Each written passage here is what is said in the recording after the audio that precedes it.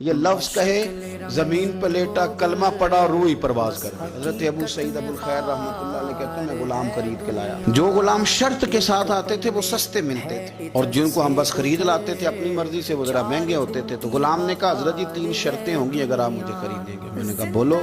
کہنے لگا پہلی شرط یہ ہے کہ میں سارا وقت آپ کی بات مانوں گا، پر اذان ہوگی تو پھر میں کسی کی بھی نہیں سنوں گا، تو میں جانوں میرا رب جانے۔ میں نے کہا قبول ہے۔ کہنے لگا دوسری شرط یہ ہے کہ دن کے وقت بات مانوں گا، رات کو نہیں مانوں گا۔ میں نے کہا یہ آرام کرنے کا عادی ہوگا، نیند زیادہ آتی ہوگی، بعض لوگ زیادہ سوتے ہیں۔ میں نے کہا ٹھیک ہے۔ اس نے تیسری شرط یہ کہی کہ بہت سارے جگہوں پہ لوگوں کے زیادہ غلام ہوتے ہیں تو ایک کمرے میں 5-5 6 لوگ رہتے ہیں، میں کمرہ علیحدہ لوں گا اکیلا، ٹوٹا پھوٹا دے دیں، پرانا دے دیں، کسی حویلی کے پچھواڑے دے دیں، پر کمرہ میں الگ لوں گا۔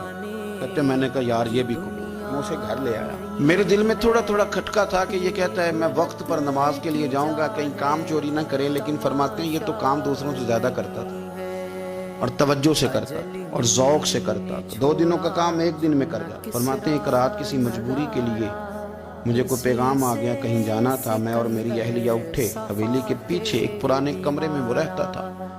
جب ہم اس کے قریب سے گزرے تو اس کے کمرے کی عجیب حالت دیکھی کہ زمین سے آسمان تک نور ہی نور۔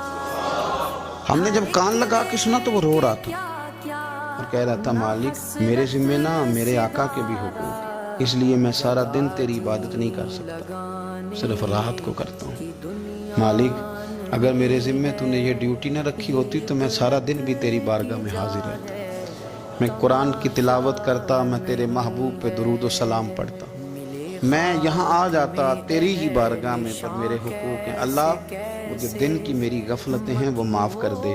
حضرت فرماتے ہیں بڑا ذوق بڑا شوق، ہم نے جہاں جانا تھا گئے نہیں، واپس آ گئے۔ رات ہم نے اس کو مداخلت کرنا اور تکلیف دینا مناسب نہ جانا۔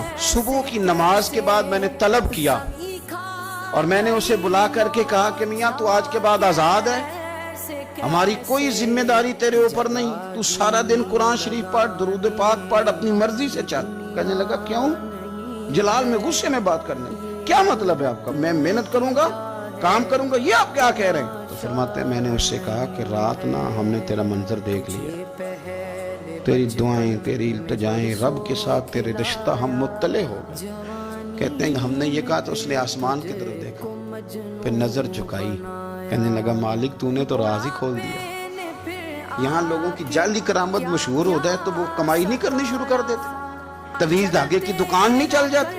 اللہ تو نے راز ہی کھول دیا، میں تو سراپا مخزن راز تھا، میں رہا تھا مدت و راز میں، یہ تو تیرا شوق دید کشاں کشاں مجھے کھینچ لایا مجاز میں، تو نے یہ کیا عجب کیا، مجھ کو بھی فاش کر دیا، میں ہی تو ایک راز تھا سینہ کائنات میں، مالک میرا بھی راز کھول دیا۔